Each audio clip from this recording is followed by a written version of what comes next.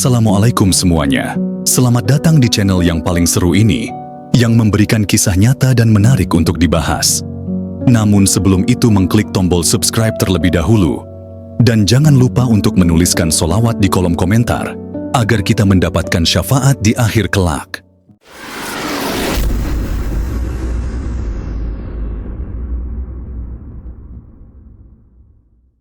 Jakarta semakin rawan dengan aksi kekerasan yang melibatkan geng motor. Dalam gelapnya malam, jalanan menjadi medan aksi para pelaku yang tidak segan-segan melakukan pembegalan, bahkan membacok korban yang hanya kebetulan melintas. Keberanian mereka semakin menjadi-jadi, memanfaatkan minimnya pengawasan di beberapa sudut kota. Fenomena ini menciptakan rasa takut bagi masyarakat yang kini harus lebih waspada setiap kali keluar rumah, terutama di waktu-waktu sepi. Kejahatan ini bukan hanya soal materi yang dirampas, tetapi juga ancaman nyata terhadap nyawa orang-orang tak bersalah. Baik, kali ini kita akan membahas kisah dendam seorang prajurit TNI wanita yang bernama Karina dengan 40 geng motor Jakarta yang menewaskan keluarganya. Seperti apa peristiwa kejadiannya? Mari kita simak ceritanya. Malam itu, sekitar pukul 23.47, hujan gerimis turun membasahi jalanan kota Jakarta.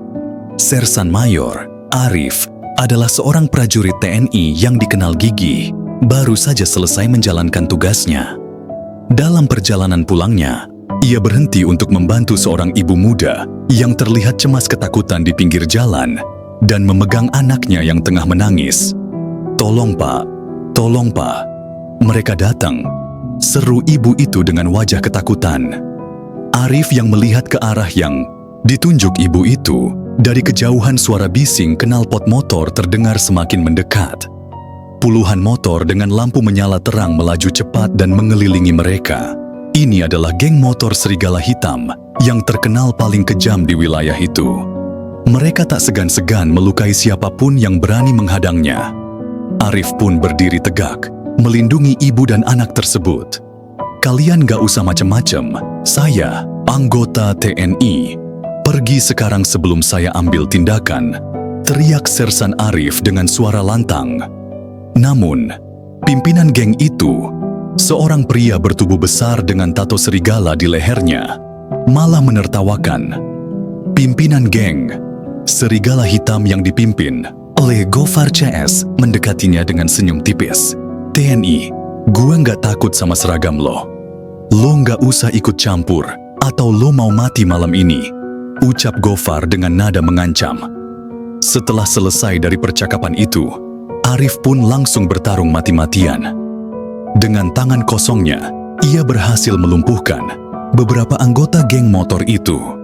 Namun, jumlah mereka terlalu banyak. Arif pun kewalahan dan hilang keseimbangan untuk melawan. Hingga akhirnya, Arif diserang dari berbagai arah dan dihabisi dengan brutal.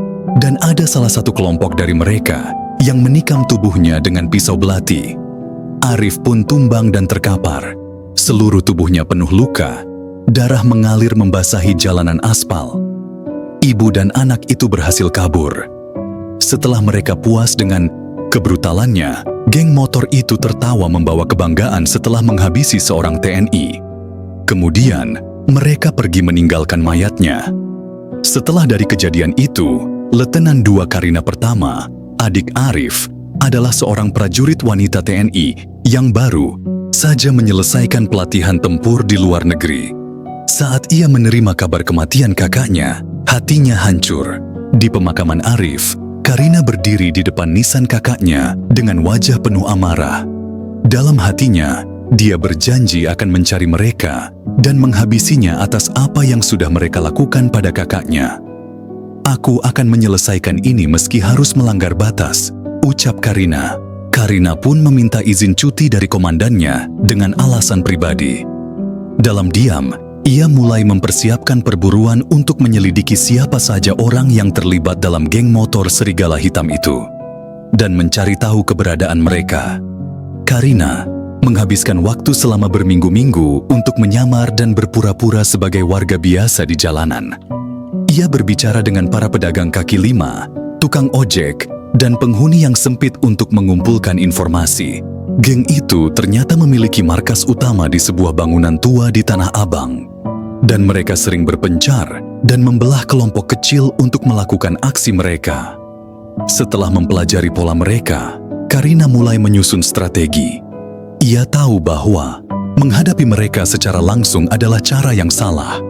Satu-satunya adalah dengan cara memecah mereka, menyerang dalam kelompok kecil, dan menghabisi mereka satu persatu. Karina pun melengkapi dirinya dengan perlengkapan militer seperti pisau, komando, pistol Glock 19, gas air mata, dan motor trail hitamnya yang ia modifikasi untuk kecepatan tinggi. Di malam pertama, Karina menemukan 5 anggota geng motor itu sedang nongkrong di sebuah bengkel di daerah Cawang. Mereka terlihat santai minum alkohol, tertawa keras, dan mengoceh tentang kehebatan mereka yang sudah membunuh seorang prajurit TNI. Namun, mereka tak sadar bahwa bayangan maut sedang mengintainya. Karina berpakaian serba hitam dan membawa sepeda motor trail mendekati bengkel itu dengan hati-hati. Ia membawa pisau komando, Glock 19, dan gas air mata. Saat salah satu dari mereka keluar untuk buang air kecil, Karina bergerak cepat dengan keahlian bela dirinya. Ia melumpuhkan pria itu dalam hitungan detik, lalu menyeret tubuhnya ke sudut gelap. Gas air mata dilemparkan ke tengah kerumunan. Dalam kekacauan yang terjadi, Karina langsung menyerang dengan presisi militernya. 2 orang ditikam dalam hitungan detik, sementara 2 lainnya dihantam keras hingga pingsan. Dan yang terakhir mencoba kabur melarikan diri dengan sepeda motor. Tetapi Karina menembaknya dengan tepat sasaran di bagian kaki kanannya, membuat pria itu terjatuh dan tak sadarkan diri. Sebelum pergi, Karina meninggalkan pesan di sebuah dinding bengkel yang tertulis, "Aku akan datang lagi." Pada keesokan harinya, berita tentang serangan di Cawang menyebar cepat.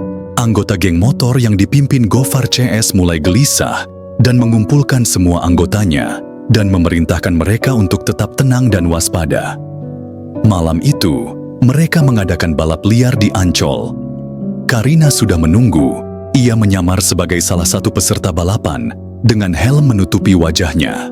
Saat balapan dimulai, ia memanfaatkan kecepatan untuk menjatuhkan 2 motor ke selokan dengan manuver cerdas. Di garis finish, ia mengeluarkan pistol Glock 19 dan melumpuhkan 3 orang lainnya.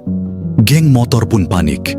Mereka berpencar ke segala arah. Karina memburu mereka satu persatu di sepanjang jalan menuju Mangga 2. Dalam satu malam, 7 anggota geng tewas atau terluka parah. Setelah 2 seminggu penuh serangan, Karina berhasil mengurangi jumlah anggota geng motor dari 40 hingga menjadi 15 orang yang tersisa, termasuk Gofar CS. Gofar CS yang marah dan putus asa mengumpulkan semua anak buahnya di markas utama di Tanah Abang.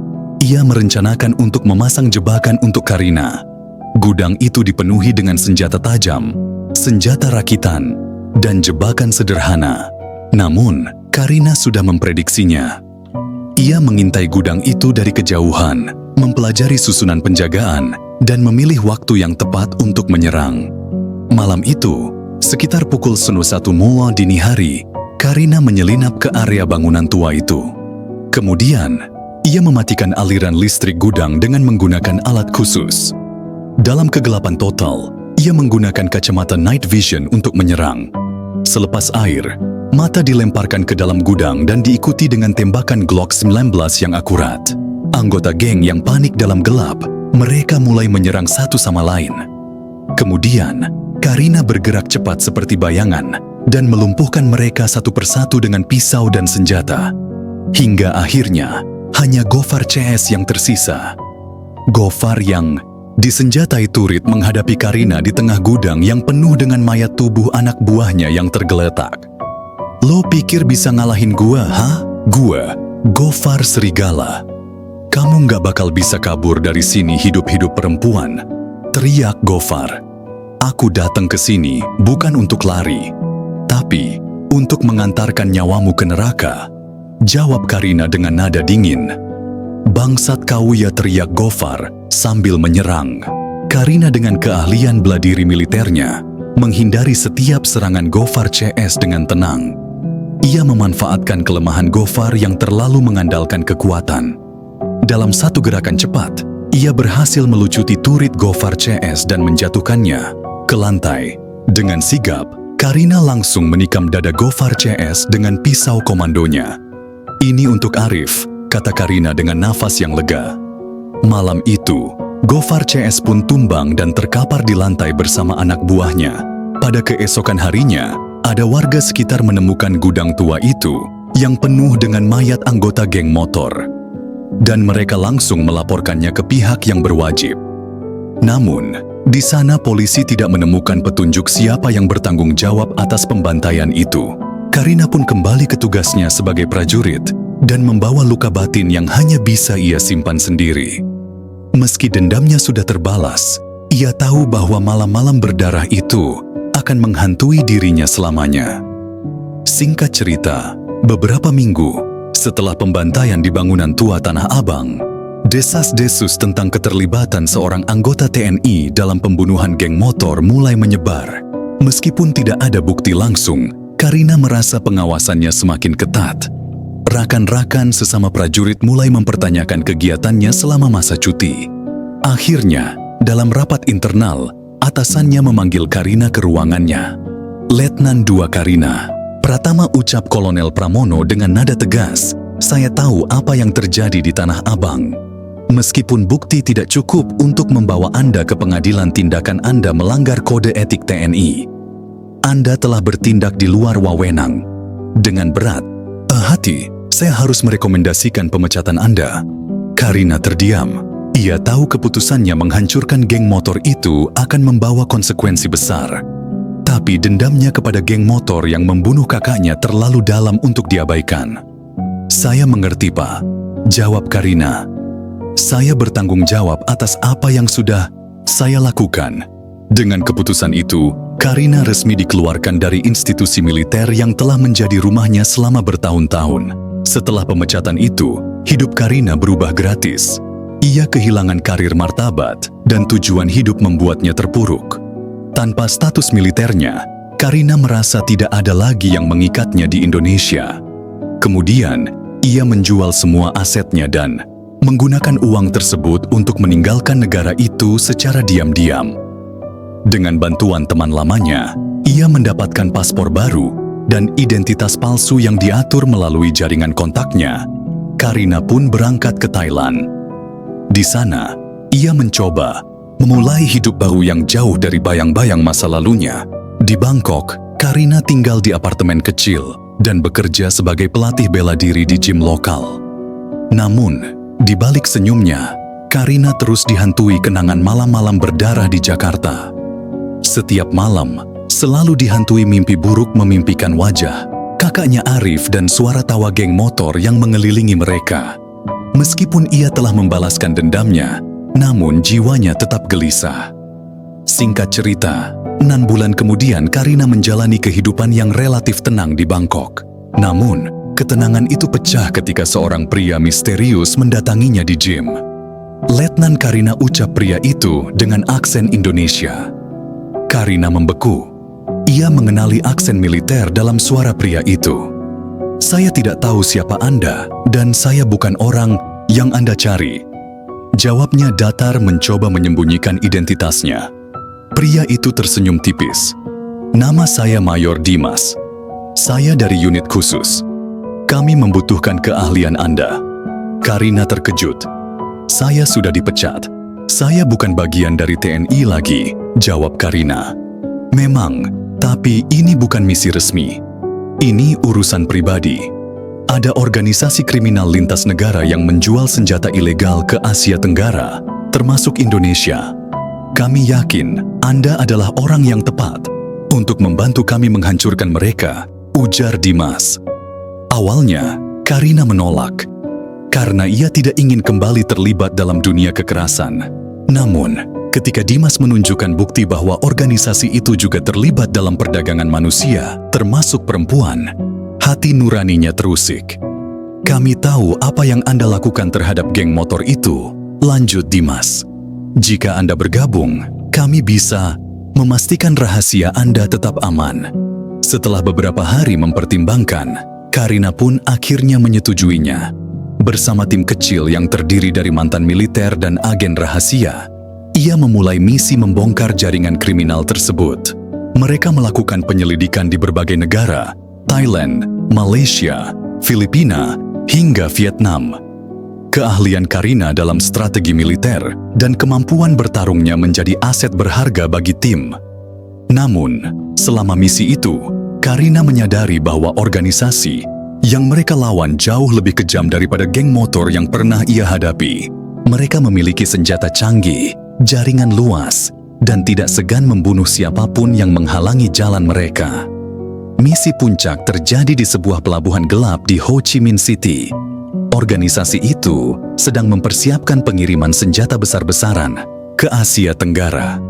Karina dan timnya harus menghentikan mereka sebelum senjata itu sampai ke tangan yang salah. Pertarungan brutal pun terjadi di pelabuhan. Karina dengan kemampuan bertarungnya, ia berhasil melumpuhkan banyak anggota organisasi itu. Namun, satu persatu anggota timnya gugur dalam baku tembak.